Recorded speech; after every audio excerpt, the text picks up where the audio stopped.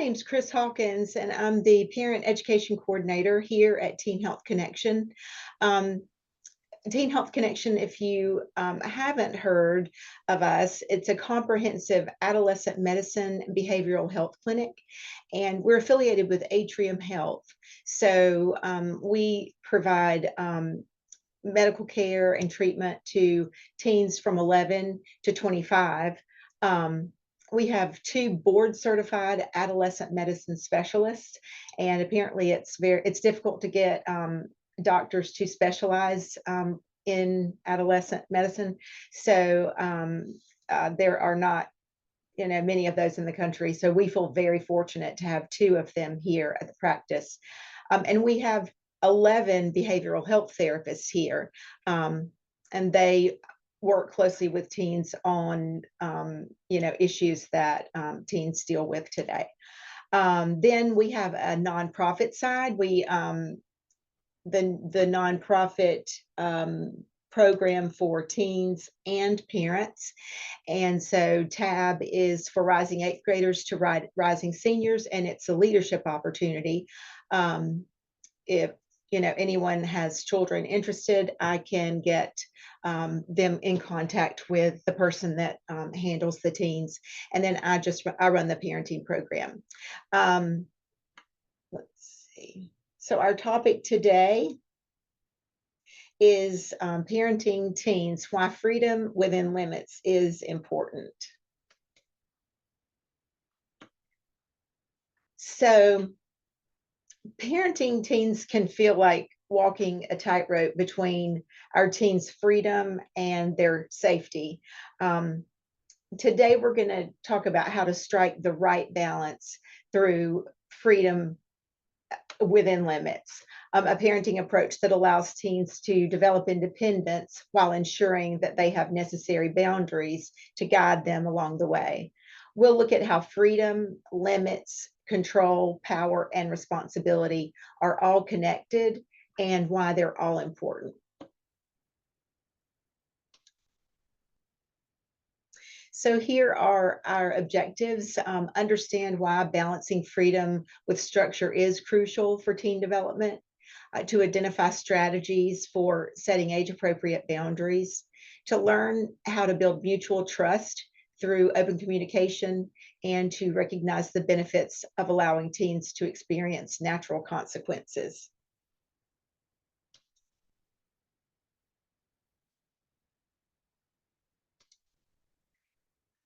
Parenting teens is a delicate balance of freedom and limits, requiring thoughtful use of power and control, while also encouraging responsibility. Freedom is essential for teens to explore their identity, build confidence, and develop decision-making skills. But unrestricted freedom can lead to risky behaviors and poor choices. Limits provide structure, safety, and guidance. When set appropriately, limits create a framework where freedom can exist without leading to harm. Power in the parent-teen relationship should be shared rather than wielded as authority. Teens naturally seek autonomy, and parents can guide them by collaborating instead of enforcing rigid rules. Control needs to shift gradually as teens mature. Instead of absolute control, parents can offer choices within boundaries, allowing teens to practice independence while still feeling supported. Responsibility is the bridge between freedom and limits. As teens demonstrate responsibility, such as making good choices and following through on commitments, parents can grant more freedom. If responsibility is lacking, reinforcing limits helps teens learn accountability.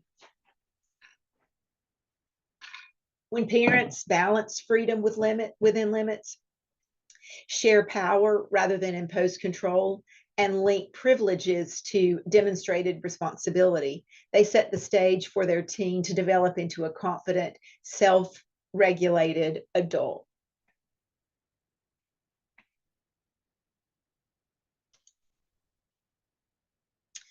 Adolescence is a time when teens begin to establish their identity and their autonomy. Giving them controlled freedom teaches responsibility and decision making. If they don't have some freedom to make choices, they might feel stifled and push back through rebellion or secrecy.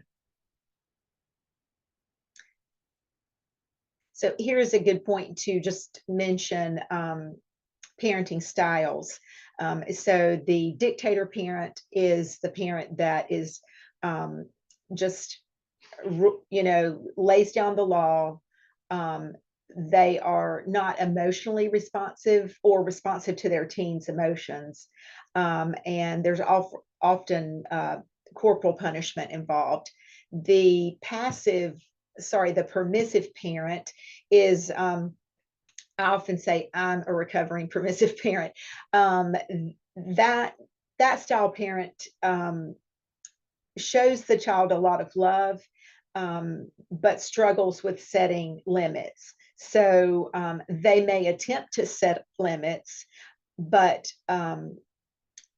they aren't consistent, or they're negotiated out of them. The child knows how to negotiate them to the point of exhaustion. And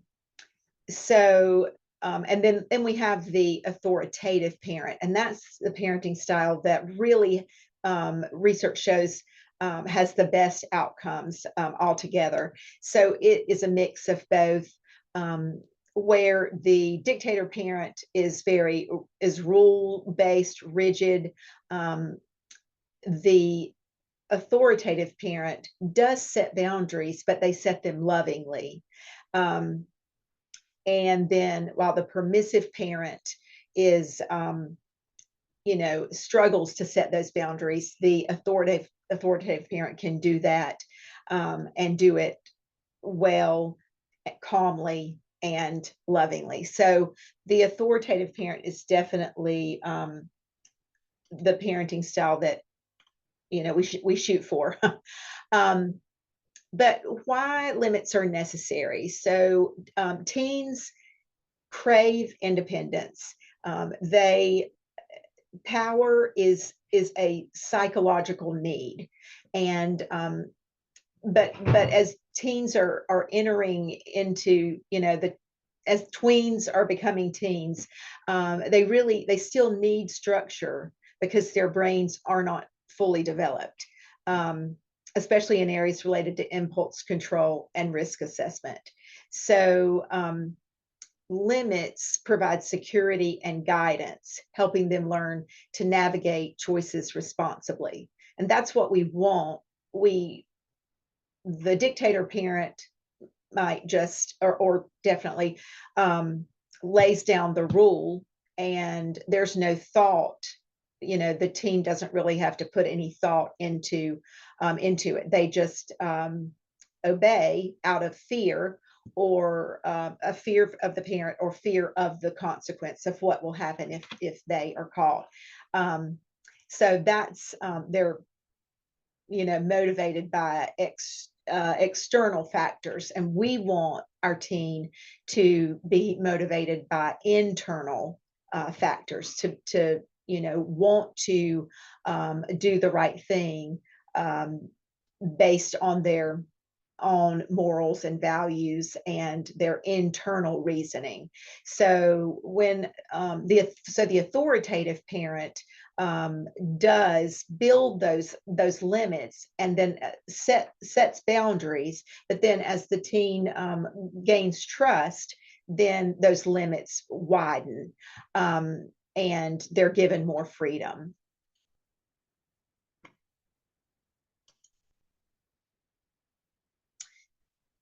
When we give too much freedom, teens might engage in risky behaviors.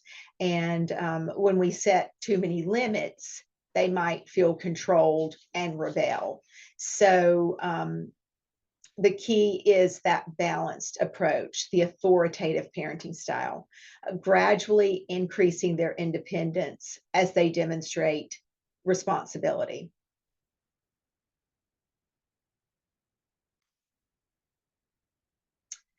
When we parent collaboratively and we offer our teen freedom within limits, trust grows on both sides. When you parent collaboratively, parents and teens develop rules and consequences together. And this is an important piece because teens really do need a sense of control. They need to share the power, and they need to feel like they have some control over things that are happening in their lives. So the way we go about it as a parent can really make a difference in our relationship with our teen, as you know, as they grow and develop. Teens feel respected when their independence is acknowledged and their input is valued. In turn, they're more likely to comply with consequences that they help develop, and be more responsible and open with us, the parents. You know, when we are maybe engaged in conflict, we have to deal with conflict. If they have had a part in setting the rules and establishing the consequences, they're going to be more likely to follow those. So not all teens mature at the same rate, and boundaries should be age appropriate and flexible. Set expectations clearly, though, and ensure that your teen understands what happens if those expectations aren't met. Ideally, if appropriate, the parent and teen have established the expectations and the consequences of not meeting them together.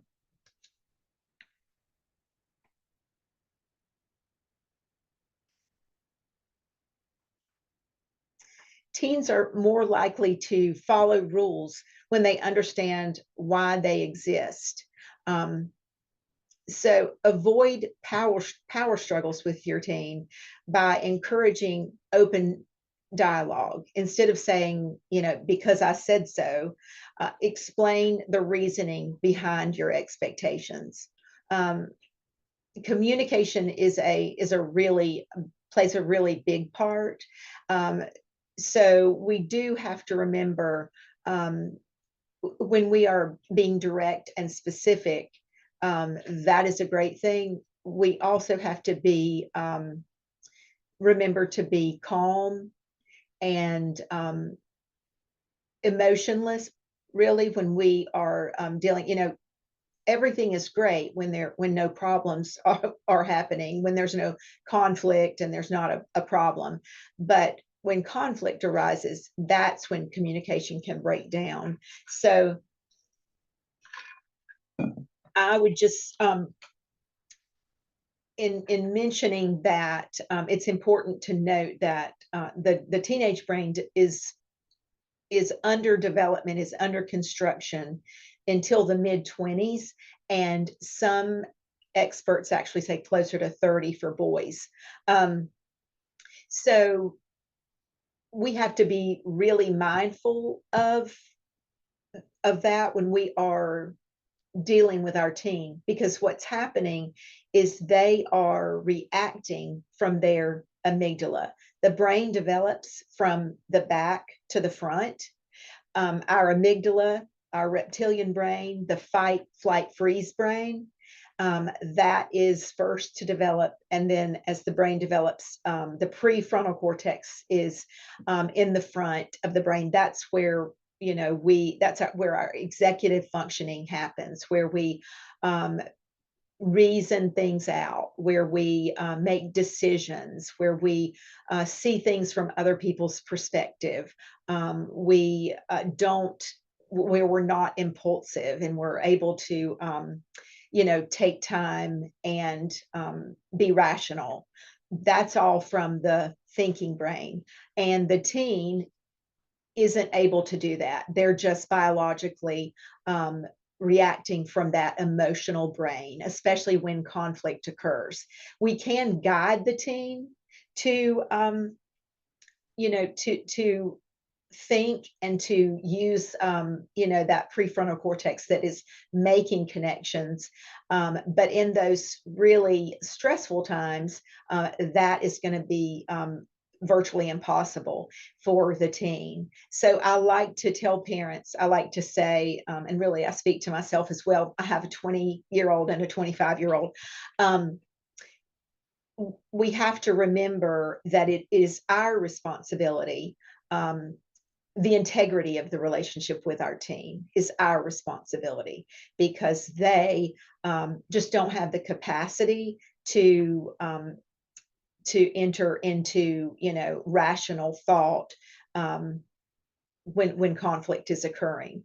Now I will say at this point that when adults are under stress, and let's admit parenting teens can be stressful, and when we're in conflict with our teen, that's stressful. And so when that happens, guess what? Our prefrontal cortex is blocked. So I like to mention that because basically what's happening is our brain looks like the average teenager's brain when we're under stress. So that means that we can't wish that away. We can't, wish that that feeling away. We have to instead use practices that can allow us to take a step back, to take a breath, and to observe what's going on in our body, and then proceed calmly. So that is an acronym that Headspace, the app, uses. STOP, and I think a lot of other people do as well. But just remember, in the throes of when you are in a heated moment, place those sticky notes around wherever in engagement with your teen is most likely, in the car, or wherever those interactions typically occur, and put STOP. And so S stands for stop, T stands for take a breath. When we take a breath, we are activating the vagus nerve, which is responsible for our the parasympathetic nervous system, basically what allows us to calm. And so we naturally, when we're stressed, if you think about it, we try to take a deep breath, and that is our body responding and basically trying to help us enter or stimulate that vagus nerve. So use those sticky notes, use STOP if that helps. I would also encourage using meditation. Meditation for nothing fancy, for 5 minutes a day, can really, research shows, make a huge difference in our ability to calm. So research shows that meditation actually shrinks the amygdala, shrinks that reactive brain, and thickens the prefrontal cortex, our thinking brain.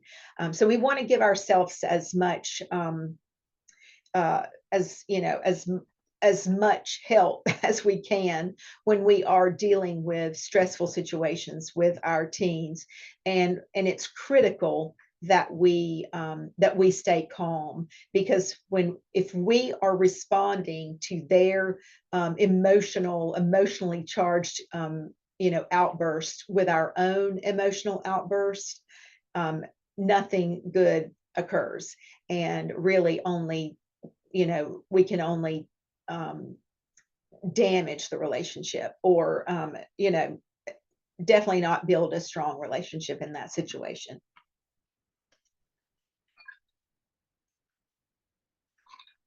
So we always have to consider with freedom comes great responsibility. And I love the quote that Eleanor Roosevelt said: freedom makes a huge requirement of every human being. With freedom comes responsibility. So when teens show responsibility, definitely reward them with more freedom. If they make mistakes and they breach your trust, um, let them experience natural consequences when appropriate. Natural consequences are a powerful learning tool. Now, this is an example I'm going to use, and it's not, like a something that necessarily the teen has needs to be disciplined for. But in this situation, a teen, let's say the teen forgets their math homework at home, and they call you from the office to bring it to them.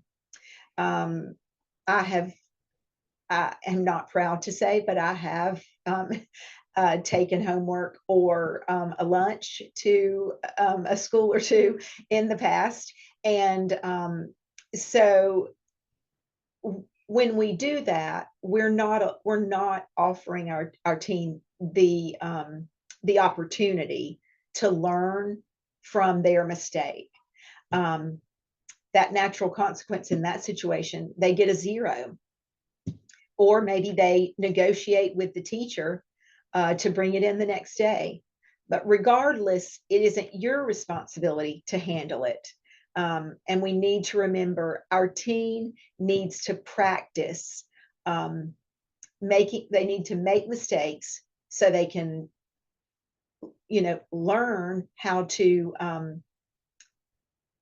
fix them with our guidance and when we are around, right? While they're affordable mistakes, we want them to make those affordable mistakes. And we need to, instead of seeing mistakes as a bad thing, we really need to change our perspective and see mistakes as a learning opportunity. So handling pushback from teens. Teens definitely will push our boundaries, and they should, that's natural. And that was a big problem for me.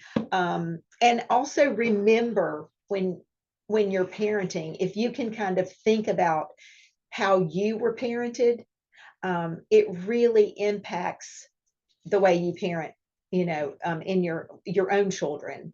And there are, we all have our own experiences and our own triggers. And so our children know how to push our buttons. They know how to trigger us, some more than others. My oldest was so easy as a young child, and I would count to 3, and he would go to I'd get to 3 if I even had to get to 3, but he would go to timeout, sit on his bed, read a book with the door open, or play with the toy, no problem. And I thought I had this parenting stuff down. I thought, you know what? I am a great parent. And then I had my younger son, and the God of my understanding winked and said, guess what? You're not such a great parent. And here is an example. So my youngest really knew how to push my buttons in ways that my oldest just never did when he was young. So my youngest was more difficult when he was young, but then it reversed when they became teenagers. My youngest is so easy, was so easy as a teen, and my oldest was the one that gave me the gray hairs. But we just need to so what I would do is my teen would negotiate, and just negotiate, and when I would try to stop the conversation, he knew how to rope me back in. So that really, that led to just power struggles, and that just damaged our relationship. It definitely didn't help the situation. So it's really important instead of engaging in those power struggles. If we can find a way to help ourselves stay calm, but hold firm to those boundaries, that's important. And when possible, give your teen choices, you know, so that they feel involved in the decision making process. When we allow them to share power and control, we actually are building their self-confidence. They feel valued. They feel, you know, that we trust them, and that makes a huge difference, um, just in their self-esteem and how they feel about themselves, which in the long run, um, makes a big difference as well. When a child is self-confident, you know, has a high self-esteem, they're less likely to have anxiety, depression. They're more likely to be, you know, successful in school. Just these are some of the things, that the outcomes that research has shown. Building mutual trust. So definitely, this is a quote from Dr. Spock: parental trust is extremely important in the guidance of adolescent children as they get further and further away from the direct supervision of their parents and teachers. I don't mean that trust without clear guidance is enough, but guidance without trust is worthless. So if we think about those parenting styles again, you know, guidance, the dictator parent is laying down the law, you know, trying to, it's really not guidance, it's more control. But that really is not helpful, and that does not build trust. So, you know, trust is a two-way street, and we need to remember to keep our promises and follow through with them, and encourage honesty by modeling it. So we do have to show our teen that we are trustworthy. You know, we want to be able to trust them, but they have to be able to trust us. And that's where the communication piece comes in as well. If we're constantly engaged in power struggles with um, our teen has the power. They have, you know, successfully taken the power away from us. So we need to just remember that being calm, that communication is huge in building healthy relationships, and healthy relationships is their key to really every aspect of a teen's life. You know, healthy relationships with parents and caregivers, or even if one loving person, if they have a healthy relationship with one loving adult, you know, that can make a difference in their physical, emotional, and mental health all the way around. So I can't stress enough how important the communication piece is. And so why we need to remember that when we're stressed out, when we are in conflict with our teen, our prefrontal cortex is blocked, and we are going to want to react emotionally. Some people more than others because of their experience as children, because of their specific triggers. But we, you know, when we are in conflict, our emotional brain is reacted. So we have to find the ways that work for us, that help us to step back, to take a breath, to be calm.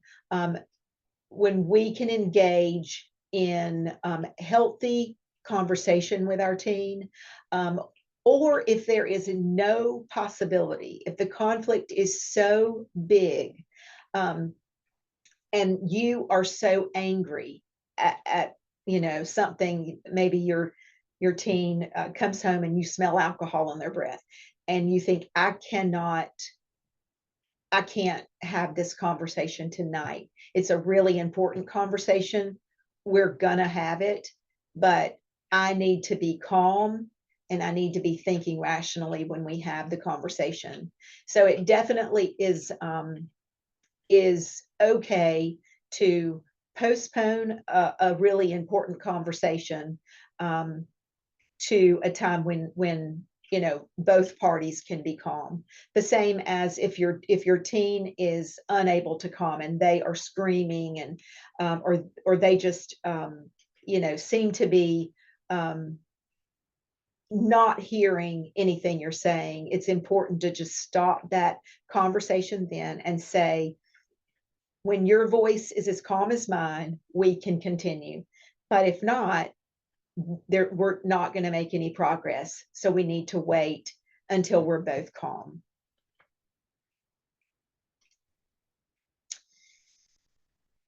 So that was the presentation. But just to remember that parenting a teen is about guiding and not controlling. That freedom within limits means, when they're younger, there will be many more limits, and as they grow, then the freedoms that will be expanded, and we just want to help them grow into responsible, confident young adults. So thank you for your time.